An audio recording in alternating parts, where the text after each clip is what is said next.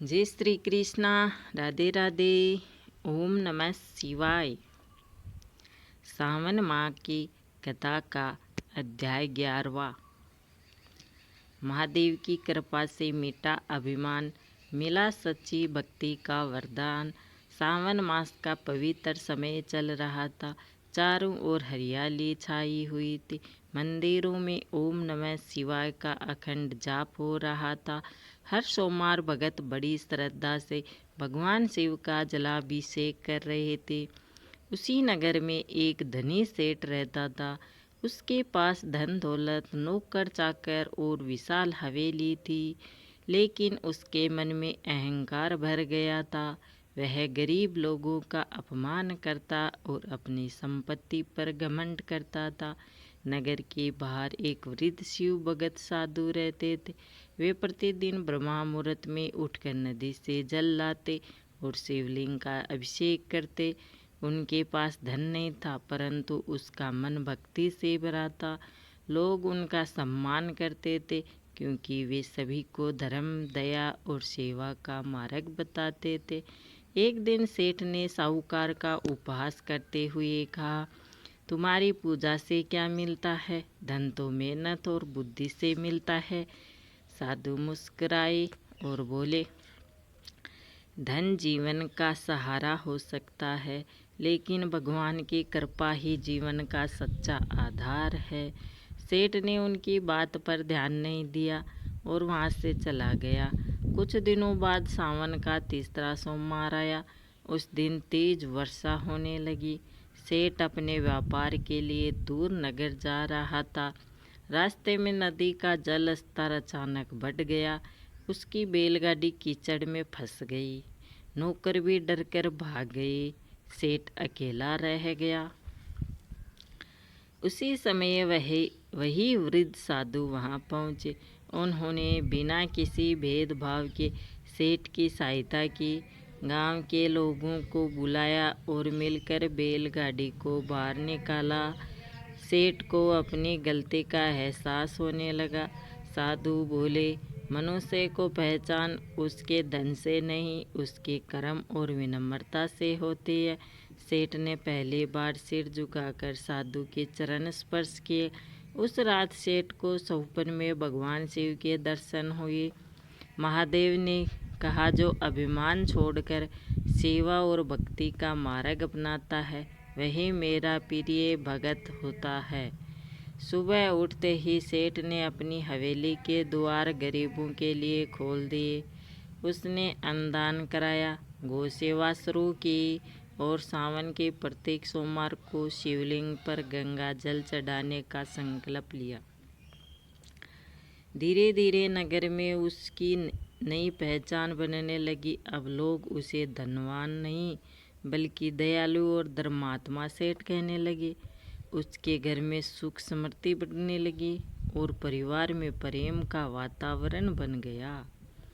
वृद्ध साधु ने कहा, सावन का व्रत केवल उपवास नहीं, बल्कि मन के अहंकार का त्याग है। जब मन निर्मल होता है, तब भगवान शिव स्वयं भगत के जीवन में आनंद और कृपा का प्रकाश भर देते हैं। उस दिन मंदिर में भव्य रुद्राभिषेक हुआ। सभी भक्तों ने मिलकर हर हर महादेव का जय घोष किया। वर्षा की शीतल बूंदें मानो स्वयं भगवान शिव के आशीर्वाद के समान धरती पर बरस रही थी। इस घटना के बाद नगर के लोग केवल पूजा ही नहीं, बल्कि सेवा, दया, सत्य और विनम्रता का भी पालन करने लगे। सावन का प्रत्येक सोमवार उनके लिए आत्मशुद्धि और लोक कल्याण का पर्व बन गया। कथा से शिक्षा।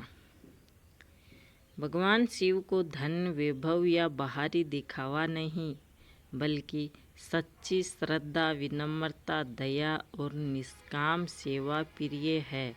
जो सावन मास में अहंकार त्याग कर शिव भक्ति करता है, उसके जीवन में सुख, शांति और भगवान शिव की कृपा अवश्य प्राप्त होती है। हर हर महादेव। सावन माह में हरी चूड़ियों की कथा।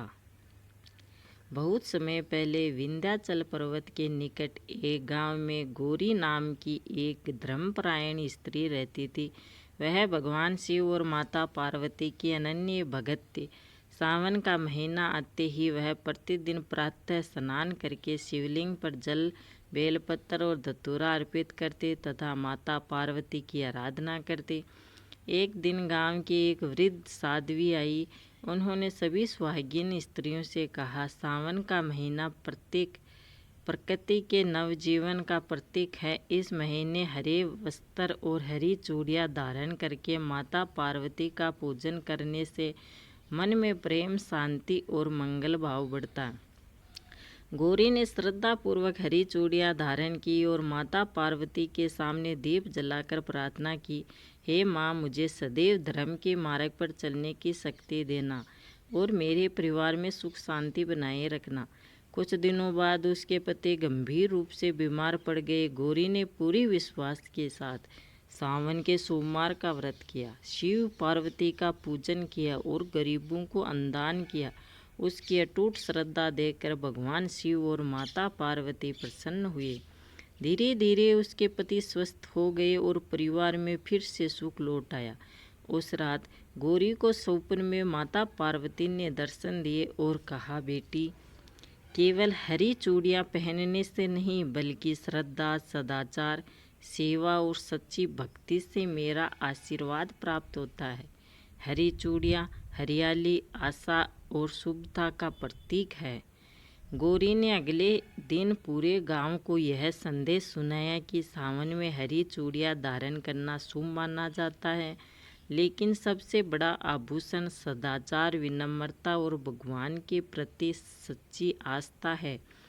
तब से उस गांव में सावन मास के दौरान स्त्रियां श्रद्धापूर्वक माता पार्वती की पूजा करती, हरी चूड़ियाँ धारण करती, परस्पर प्रेम और सम्मान का व्यवहार करती और ज़रूरतमंदों की सेवा भी करती। धीरे धीरे यह परंपरा दूर दूर तक प्रसिद्ध हो गई। कथा का संदेश। सावन में हरी चूड़ियाँ पहनना कई स्थानों पर शुभ और मंगल का प्रतीक माना जाता है। इसका महत्व भगवान शिव और माता पार्वती की भक्ति, हरियाली, नवजीवन और शुभकामना से जुड़ा है। सबसे महत्वपूर्ण बात यह है कि सच्ची श्रद्धा, अच्छे कर्म और सेवा भाव ही ईश्वर की कृपा प्राप्त करने का वास्तविक मार्ग है। हर हर महादेव। वीडियो अच्छी लगी तो लाइक शेयर ज़रूर करना। कमेंट में हर हर महादेव ज़रूर लिखना। बने रहिए ऐसी कथा के लिए मेरे चैनल सनातन धर्म कथा 53 पर।